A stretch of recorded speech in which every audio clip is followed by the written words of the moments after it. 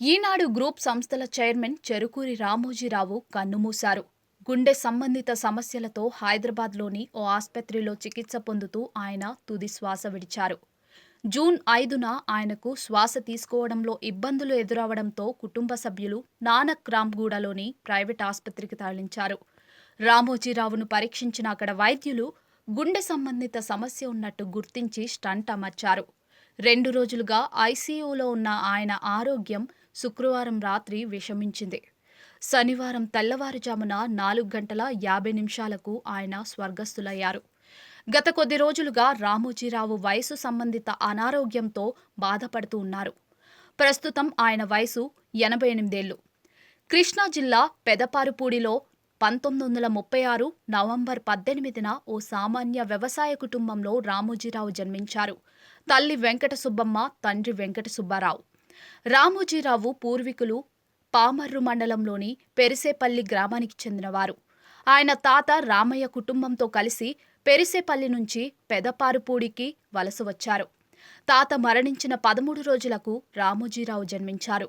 దానితో అతని జ్ఞాపకార్థం తల్లిదండ్రులు రామయ్య అన్న పేరు పెట్టారు. ఇతని కన్నా ముందు 2 అక్కలున్నారు. పెద్దక్క పేరు రాజ్యలక్ష్మి, చిన్నక్క పేరు రంగనాయకమ్మ. శ్రీ వైష్ణవ కుటుంబ నేపథ్యం కావడం, తల్లి చాలా భక్తిపరురాలు కావడంతో చిన్నతనంలోనే రామోజీకి భక్తి శుచి అలవడింది. లేక పుట్టిన మగ సంతానం కావడంతో రామోజీని అల్లారుముద్దుగా పెంచారు. పెద్దక్కకు వివాహం కావడంతో చిన్నక్క రంగనాయకమ్మతో ఆయనకు సాన్నిహిత్యం ఉండేది.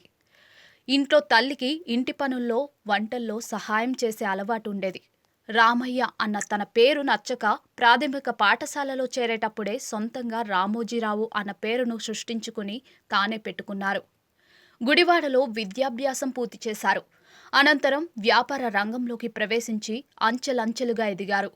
వ్యాపారంలో తొలి అడుగు 1962లో మార్గదర్శి చిట్ ఫండ్ ఏర్పాటు చేసి నమ్మకానికి మారుపేరుగా నిలిపారు. 1969లో అన్నదాత ద్వారా మీడియా రంగంలోకి అడుగుపెట్టారు. అనంతరం 1974 ఆగస్టు 10న ప్రారంభమైన ఈనాడు దినపత్రిక తెలుగునాట ఓ సంచలనం. దేశంలోని తొలిసారిగా కంట్రిబ్యూటర్ వ్యవస్థను పరిచయం చేసింది ఈనాడే కావడం విశేషం. అలాగే సినీ రంగంలోనూ తనదైన ముద్ర వేశారు రామోజీ. ఉషా కిరణ్ మూవీస్ ద్వారా అనేక అద్భుతమైన చిత్రాలను రూపొందించారు. ప్రతిఘటన, మౌన పోరాటం, జడ్జిమెంట్, మయూరి, కాంచనగంగా వంటి ఎన్నో గొప్ప సినిమాలను నిర్మించారు. మీడియా, వినోద రంగంలో ఆయన చేసిన సేవలకు గాను 2016లో కేంద్ర ప్రభుత్వం 2వ అత్యున్నత పౌర పురస్కారమైన పద్మ విభూషణ్తో సత్కరించింది.